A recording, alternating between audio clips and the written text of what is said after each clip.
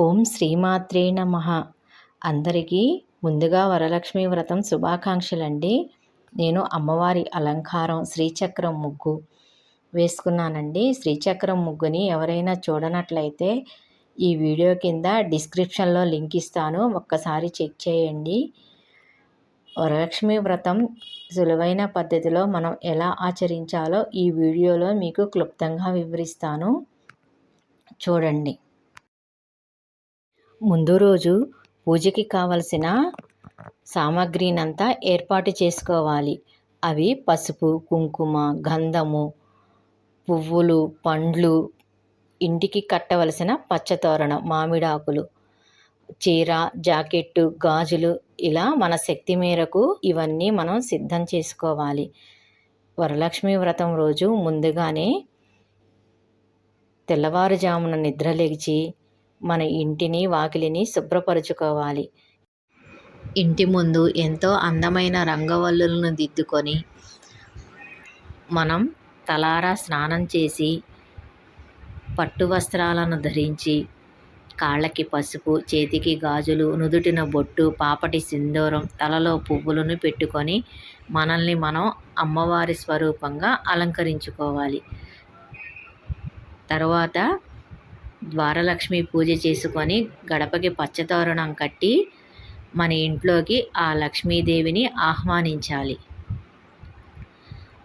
అమ్మవారిని తిష్ట వేసుకొని మన ఇంట్లో కూర్చోవడానికి ఒక ఈశాన్యం మూలన బియ్యపిండితో ముగ్గును పెట్టి పసుపు కుంకుమ వేసి మండపాన్ని ఏర్పాటు చేసుకొని మన శక్తి మేరకు కలశ స్థాపన అయితే కలశము, ఫోటో ఆరాధన అయితే ఫోటో, అమ్మవారి విగ్రహ రూపంలో అయితే విగ్రహాన్ని ఆ మండపంపై బియ్యం పోసి మన శక్తి మేరకు ఆ ఫోటోని కానీ కలశాన్ని కానీ విగ్రహాన్ని కానీ ఏర్పాటు చేసుకోవాలి.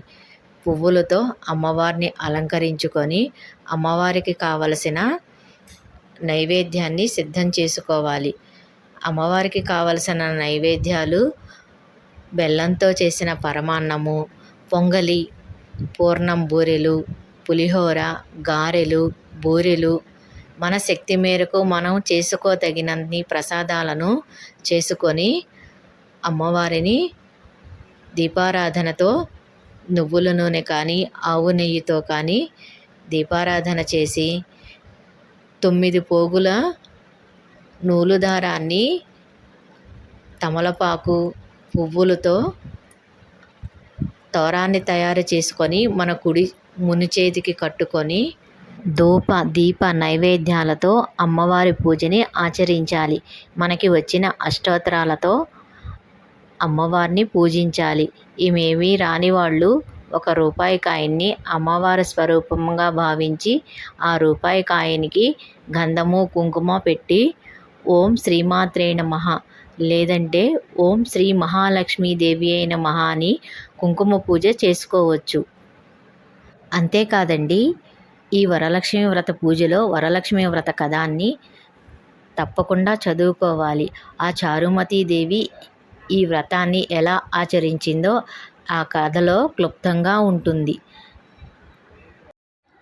నేను పువ్వులతో మారేడు దళాలతో అమ్మవారి అష్టోత్తరాన్ని చదువుకొని కొబ్బరికాయను కూడా కొట్టానండి. ఇలా పూజ మొత్తం పూర్తయిన తర్వాత చివరగా అమ్మవారికి పంచహారతి, పచ్చకర్పూర హారతిని సమర్పించానండి. ఇదేనండి నేను చేసుకునే వరలక్ష్మి పూజా విధానము. ఇలా పూజ మొత్తం పూర్తయిన తర్వాత మనం ఆత్మ ప్రదక్షిణం చేయాలండి. 3 ప్రదక్షిణలు చేసి అమ్మవారికి మన కోరికను విన్నవించుకోవాలి. మన శిరస్సుపై అమ్మవారి దగ్గర ఉన్న అక్షంతలను వేసుకుంటే ఆ తల్లి మన కోరికను తప్పకుండా నెరవేరుస్తుందండి. గత 20 సంవత్సరాల నుంచి నేను ఈ పూజని ఇలానే ఆచరిస్తున్నానండి. ఒక్క సంవత్సరం కూడా నేనైతే ఈ పూజని ఆపలేదండి. ఇలా పూజ మొత్తం పూర్తయిన తర్వాత మా ఇంటి తులసి కోట దగ్గర కూడా ఇలా పూజ చేసుకున్నానండి. ఈ వరలక్ష్మి వ్రతాన్ని అంగులు ఆర్భాటాలుగా కాకుండా భక్తి శ్రద్ధలతో అమ్మవారిని పూజించినట్లయితే అమ్మవారి కరుణా కటాక్షాలు ఎల్లవేళలా మనపై ఉంటాయండి. అంతేకాదండి, మనము ఎవరికి ₹1 అప్పు లేకుండా కడుపు నిండా తిని కంటి నిండా నిద్రపోయిన వాళ్ళే గొప్ప కోటీశ్వరులండి. అవునంటారా కాదంటారా? నా పూజా వీడియో కనుక మీకు నచ్చినట్లయితే ఒక చిన్న కామెంట్ రూపంలో చెప్పండి. ఇప్పుడు మా అత్తగారు అమ్మవారి కోసం ఒక చిన్న పాట పాడతారండి, వినండి. జయమంగళ గౌరీ దేవి దయజూడుము చల్లని తల్లి. జయమంగళ గౌరీ దేవి కొలచేవారికి కొలతలు లేవు, కలిగిన బాధలు తొలగజేయు. కాపురమందున కలతలు రానికు కమ్మని దీవెనలిమ్మ అమ్మా.